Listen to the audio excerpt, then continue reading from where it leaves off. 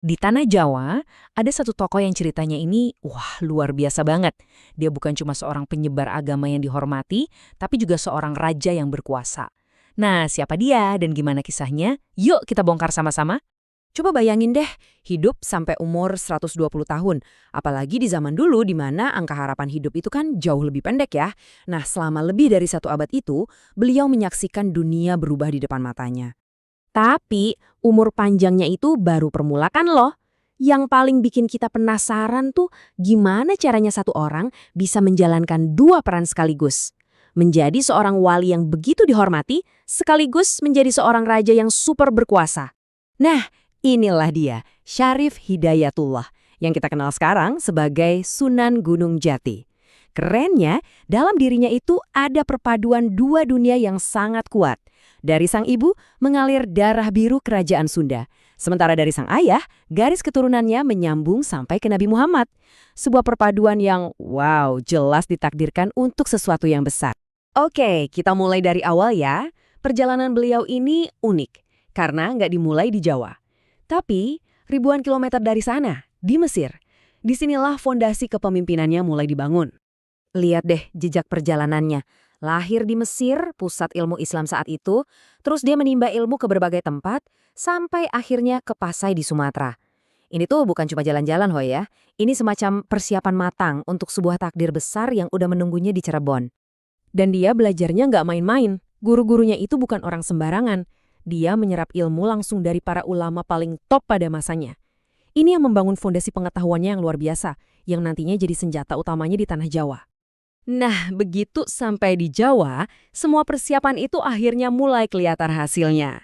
Pengaruhnya menyebar dengan cepat banget sampai-sampai mengubah peta kekuasaan di sana.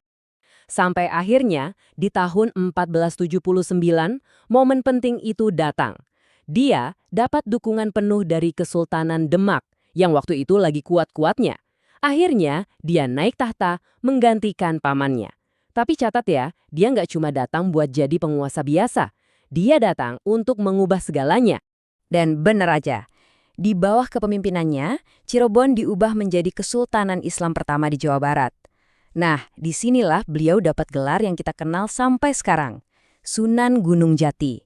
Sunan artinya wali yang dihormati, dan Gunung Jati itu nama tempat dia pertama kali mengajar. Keren banget kan? Gelarnya saja sudah menunjukkan dua perannya sekaligus. Oke, sekarang pertanyaannya jadi makin menarik. Gimana caranya dia bisa sesukses itu menyebarkan Islam? Apalagi di tanah yang budayanya sudah begitu kuat dan mendarah daging. Pasti ada rahasianya kan? Jawabannya, ada di strateginya yang super cerdas. Dia nggak cuma pakai satu cara, tapi 3 pilar utama yang saling mendukung. Tujuannya satu, memenangkan hati dan pikiran rakyat. Pilar pertama ini jenius banget, pernikahan strategis. Jadi setiap pernikahannya itu kayak langkah catur politik. Dia nikah sama putri pamannya buat mengamankan posisi di Cirebon, nikah sama adik penguasa Banten buat memperluas pengaruh. Bahkan dia nikah sama seorang putri dari Tiongkok buat menjalin hubungan diplomatik. Jadi ini bukan sekedar urusan personal, ini urusan negara, soal membangun jaringan kekuasaan. Dan ini bukan cuma dongeng loh, bukti fisiknya itu masih ada sampai hari ini. Coba saja lihat keramik-keramik dari dinasti Ming yang ada di kompleks makamnya. Itu jadi saksi bisu, bukti nyata hubungan diplomatik yang pernah dia bangun. Pilar kedua, ini mungkin kunci sukses terbesarnya. Integrasi budaya. Dia sadar betul, nggak mungkin bisa menghapus tradisi yang sudah jadi bagian hidup masyarakat. Jadi, apa yang dia lakukan? Dia rangkul tradisi itu. Contoh paling terkenalnya soal gamelan. Masyarakat kan suka banget nonton pertunjukan gamelan. Nah, Sunan Gunung Jati nggak melarang sama sekali. Dia cuma nambahin 1 tiket masuk. Pendekatannya itu adaptasi, bukan eliminasi. Contoh lainnya tradisi kendurian. Acaranya tetap ada, kumpul-kumpulnya tetap jalan. Cuma ritual di dalamnya yang diganti. Dari mantra-mantra lama jadi doa-doa Islami seperti zikir dan tahlil. Dengan cara ini, Islam jadi terasa familiar, nggak asing, dan jadi lebih gampang diterima. Jenius kan? Tentu saja, 2 pilar tadi nggak bakal jalan tanpa pilar ketiga, kekuatan politik dan militer. Cirebon dia perkuat, aliansi dengan Demak dijaga, dan dia bahkan aktif melawan ekspansi Portugis. Intinya, dia menciptakan sebuah rumah yang aman di mana ajarannya bisa tumbuh subur tanpa gangguan dari luar. Oke, jadi apa hasil akhir dari semua rencana besar ini? Warisannya itu bukan cuma satu hal, tapi lebih kayak efek domino yang dampaknya mengubah sejarah Jawa Barat selamanya. Coba kita lihat efek dominonya. Pertama, Cirebon jadi pusat kekuatan Islam. Kedua, ekspansi kolonial Portugis di pesisir berhasil dibendung.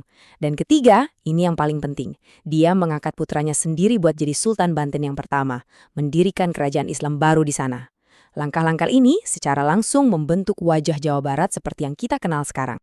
Dan setelah lebih dari 1 abad, sebuah kehidupan yang luar biasa panjang dan penuh karya, Sunan Gunung Jati akhirnya wafat pada tahun 1569.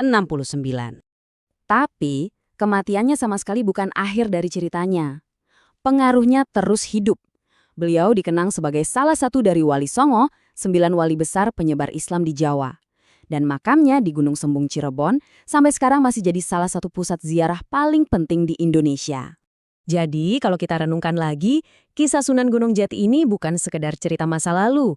Ini adalah sebuah studi kasus kepemimpinan yang luar biasa. Pelajaran tentang bagaimana memenangkan hati dan pikiran orang banyak.